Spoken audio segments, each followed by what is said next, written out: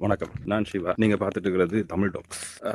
இந்த தளத்தில் நீங்கள் பிரித்தானியா மற்றும் இலங்கை சம்பந்தமான விஷயங்களையும் தமிழ் சார் விஷயங்களையும் அறிந்து கொள்வோம். இன்றைக்கு எதை பற்றி கதைக்க போறோம்னா, பிரித்தானியாவில் ஸ்டூடெண்ட் விசா வந்து நிறைய பேர் ட்ரை பண்ணியிருப்பீங்க. சில பேருக்கு சக்ஸஸ் ஆகிருக்கும், சில பேருக்கு ஃபெயிலியர் ஆகிருக்கும். பட் நிறைய ஃபேக் ஏஜென்சிஸ் வந்து காசுகளை கூட சார்ஜ் பண்ணி அங்கே இருந்து நிறைய மாணவர்களை ஏமாற்றி கொண்டிருக்கிறாங்க. அதான் உண்மை. அதுல நிறைய பேர் வந்து எக்கச்சக்கமான தொகைகளை கட்டி இங்க படிக்க வரீங்க. உண்மையாவே பிரித்தானியாவுக்கு வாரத்துக்கு எவ்வளவு தொகை முடியும்? உண்மையிலேயே 1 கோடி 1.5 கோடி முடியுமா? இல்லாட்டி கொஞ்சம் காசுடைய நாங்க படிக்க வரலாமா? இதை அப்படித்தான் நாங்க இந்த காணொலியில முழுசா பார்க்க போறோம். நீங்கள் இலங்கையில இருந்தோ இல்லாட்டி இந்தியாவில இருந்தோ படிப்புக்காக மாணவர் விசா ஸ்டூடெண்ட் விசால நீங்கள் பிரித்தானியாவுக்கு வாரீங்களா, இந்த காணொலியை முழுசா பாருங்க. அப்படின்னு தான் இது உங்களுக்கு பயனுள்ளதா இருக்கு. சர்வதேச ரீதியில பிரித்தானியா உலகத்தரம் வாய்ந்த பல்கலைக்கழகங்கள் நிறைய இருக்கு. இங்க படிச்சா வேலை வாய்ப்புகள் வந்து சர்வதேச ரீதியில அதிகம் உறுதி செய்யப்படும். அது மட்டும் இல்லாமல் வேலை எடுக்கிறது வந்து இலகுவா இருக்கு. நீங்க படிச்சீங்கன்னா சர்வதேச தரத்திலான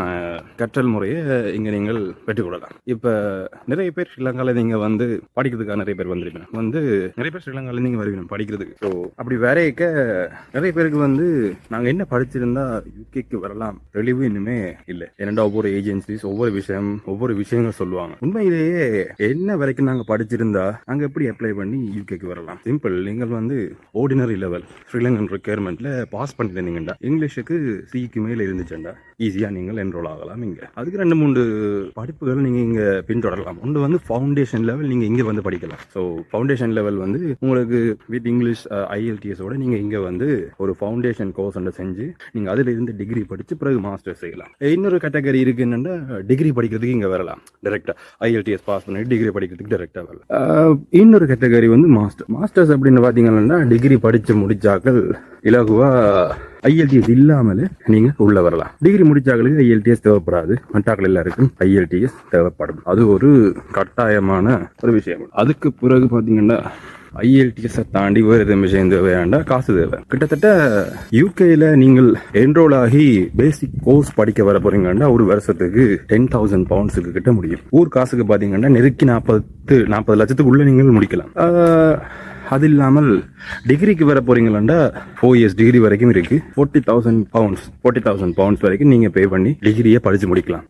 அடுத்தது வந்து மாஸ்டர்ஸ் கோர்ஸ் தான் இருக்கிறதுலயே ரொம்ப ஈஸியானது. நீங்க எதை படிச்சீங்களோ டிகிரியில அதே நீங்கள் மாஸ்டர்ஸ்லயும் படிச்சு முடிக்கிறதுக்காக இங்க வருவீங்களா இருந்தா சரியான இலகுவா இருக்கும் படிக்கிறது. இதுக்குரிய காசு எவ்வளவு செலவாகும்னு பாத்தீங்கன்னா, இந்தியன் காசு கணக்கு படி 18,000 பவுண்ட்ஸ் வரைக்கும் செலவாகும். இதுலயே நிறைய அனுகூலமான விஷயங்களும் இருக்கு.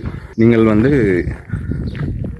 பிரித்தானியாவில் சில யூனிவர்சிட்டிஸ், இங்க இருக்கிற யூனிவர்சிட்டிஸ் வந்து ஸ்ரீலங்காவில் யூனிவர்சிட்டிஸோட டைப் பண்ணியிருப்பாங்க. அந்த யூனிவர்சிட்டிஸ்ல நீங்க படிச்சிருந்தீங்களாண்டாலோ இல்லாட்டி அதுல இருக்கிற ஏஜென்ட் ஒரு ஆள் லைக் அந்த யூனிவர்சிட்டி ICBTக்கு ஒரு இன்ஸ்டிடியூட் ஒன்று இருக்கு ஃபாரின் அப்ரோடுக்கு அனுப்புறதுக்கு. ஸோ நீங்க ICBTல படிச்சீங்கன்னா கார்டிஃப் மெட்ரோபாலிட்டியன்ல உங்களுக்கு படிக்க உங்களுக்கு ஸ்பான்சர்ஷிப் வந்து கிடைக்கும். சந்தர்ப்பங்கள் இருக்கு. கிட்டத்தட்ட 8,000 பவுண்ட்ஸ் வரைக்கும் கொடுப்பாங்க. எனக்கும் அப்படி ஸ்பான்சர்ஷிப் வந்து கிடைச்சது. ஸோ நான் வரைக்க என்னோட வந்து சிலர் வந்து 18,000 கட்டியிருந்தவ. நான் 10,000-தோடய எனக்கு காசு வந்து மட்டுப்படுத்தப்பட்ட மாதிரி இருந்துச்சு. இதை தாண்டி யூகேக்கு வரத்துக்கு வேற என்னென்ன காசு தேவை அப்படின்னு பாத்தீங்கன்னா, ஒன்று இங்க இருக்கிற யூனிவர்சிட்டிஸ் கட்ட வேண்டிய காசு. அது வந்து என்ரோல் ஃபீ ஒன்று இருக்கு. 5K ஊர் காசுக்கு ஒரு 20 லட்சம். இது கட்டினா அந்த யூனிவர்சிட்டி உங்களுக்கு கேஷ் லெட்டர் இஷ்யூ பண்ணும். இதுதான் மெயின் விஷயம். மற்றபடி ஊர்ல ஒரு 30 lakhs ஃபண்ட் காட்டினீங்களா இருந்தீங்கன்னா உங்களுடைய செலவை நீங்களே பார்த்துக் கொள்வீங்கன்னு காட்டினீங்கன்னா விசா வந்து இலவா கிடைச்சிடும். இதை தாண்டி ஒரு எக்ஸ்ட்ரா காசு ஒன்றும் தேவைப்படாது. நான் வரைக்கும் ICBT இன்ஸ்டிடியூட்டால வந்தேன். எனக்கு வந்து தேவைப்பட்ட காசு வந்து மொத்தமாக பார்த்தீங்கன்னா ஒரு 50 லட்சத்துக்கு உள்ளதான் இருக்கு. அந்த ICBT ஏஜென்சி மாதிரி இல்லை, இன்ஸ்டிடியூட் மாதிரி அவங்க என்கிட்ட ஒரு பைசாவும் சார்ஜ் பண்ணல. அப்போ இப்படி சில நல்ல ஆப்பர்ச்சுனிட்டிஸும் இருக்கு. நீங்கள் யூகேக்கு வர போறீங்களா மொத்தமாவே உங்களுக்கு ஒரு 50 லட்சம் மட்டும்தான் முடியும். நீங்க வந்து உங்கள்ட்ட இருக்கிற காசை கணக்கு காட்டுறதுக்காக வேண்டி லோன் எடுத்தோ ஏதோ செஞ்சோ நீங்க கணக்கு கட்டலாம். இங்க கட்ட வேண்டிய காசை உங்களோட சொந்தக்கார இருந்துச்சுன்னா அதை வச்சு பே பண்ணலாம்.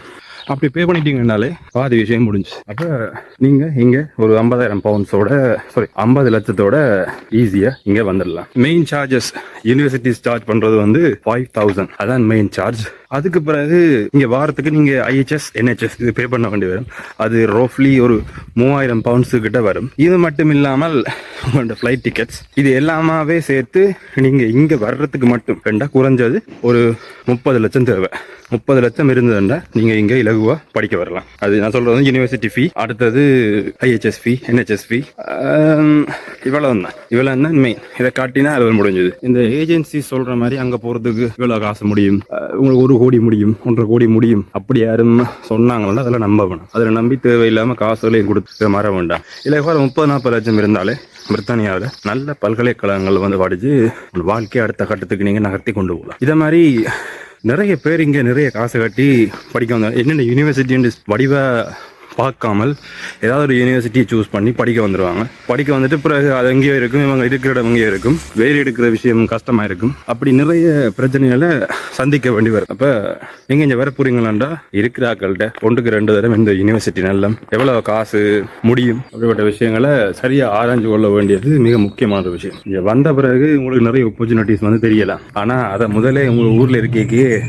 தெரிஞ்சாக்கிட்ட கேட்டோ செய்யறது ரொம்ப நல்லா. ஏன்னா 40-50 லட்சத்துக்குள்ள படிக்க வேண்டிய விஷயத்த நிறைய ஏஜென்சிஸ் தங்களுக்குரிய கோர்ஸுகள், காசு, அது இது சும்மா எல்லாம் சார்ஜ் பண்ணி பெரிய ஒரு கடன் சுமையை தான் கட்டி விட்டுறான். நீங்க நேரடியாவோ இல்லாட்டி இப்படி ICBT ஃபாரின் அப்ராட் இதுகள் இருக்கு, நீங்க அதிலேயோ கதைச்சிங்கன்னா நல்ல தெளிவு கொண்டு கிடைக்கும். மற்றபடி மற்ற நிறைய இன்ஸ்டியூட் கூட காசுக்கு தான் வேலை செய்யறாங்க. வடிவா யோசிச்சு எந்த யூனிவர்சிட்டிக்கு வர போறீங்க, என்ன மாதிரி பிளான் பண்ண போறீங்கன்றத பார்த்து நல்ல ஒரு முடிவு எடுத்துக்கொள்ளணும். இல்லைன்னா இங்க சரியான கஷ்டங்களை கஷ்டப்பட்டு தான் இருக்கும். ஆனா நிறைய கஷ்டங்களை ஸ்டார்டிங்ல அனுபவிக்க வேண்டி வரும். ஸோ யூனிவர்சிட்டி நல்லா பார்த்து சூஸ் பண்ணுங்க. ஒரு 40 லட்சம் இருந்துச்சுன்னா வடிவாக்கான படிக்க வர்றதுக்கு நீங்க இங்க மிச்ச காசை அப்படியே கஷ்டப்பட்டு படிச்சு ஓகே கடன் எல்லாம் கட்டிடலாம், பிரச்சனை இல்லை. இந்த சம்மர் வெக்கேஷன் எல்லாம் வரும். ஸோ அதில் எல்லாம் வேலை செஞ்சு நல்ல ஒரு காசை உழைச்சி கடனை கட்டி யூனிவர்சிட்டி ஃபீயும் ஃபுல்லாக கட்டி அடுத்த கட்டத்துக்கு நகர்த்தி கொண்டு போகலாம் லைஃபை. ஸோ உங்களுக்கு மேலே கருத்துகள் இருந்துச்சுன்னா கீழே டிஸ்கிரிப்ஷன் கீழே கமெண்ட்ஸில் கேளுங்க. அடுத்த ஒரு காணொலி உருவாக்குறதுக்கு